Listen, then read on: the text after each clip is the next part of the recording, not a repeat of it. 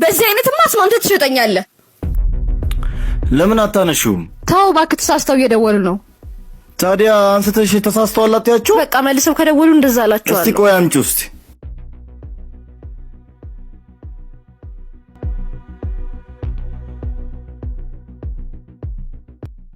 ወይኔ አዎ እሱ ነው። ለምን አልነገርሽኝም? ማን ነው እሱ?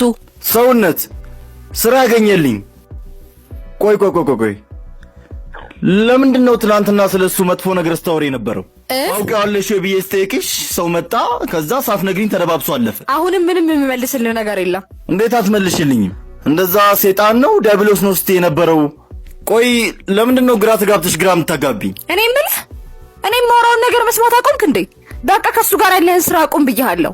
ምንድን ነው የደበቅሽኝ ነገር? ምን እደብቅሃለሁ? ብነግርህም ጥቅም የሌለው ተራ ጉዳይ ስለሆነ ነው እኮ። ልስማ? መስማት ነው የምትፈልገው?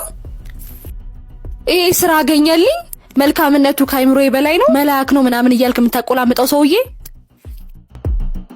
በየመንገዱ እኔን የሚያስቸግረኝ ሰው ነው ብልህስ? አልገባኝም። አቶ ሰውነት እኮ የተከበረ ሰው ነው።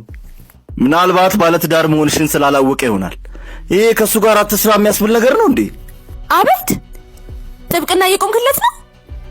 በእኔ ቤት ደግሞ እሱ ቢሰማ ይረበሻል፣ ጥሩ ነገር አይፈጠርም ብዬ ማሰበኝ። ኧረ ሄርሚ ምንድን ነው የምታካብድ? ዞር በልልኝ በእናትህ። በዚህ አይነትማ አስማምተህ ትሸጠኛለህ።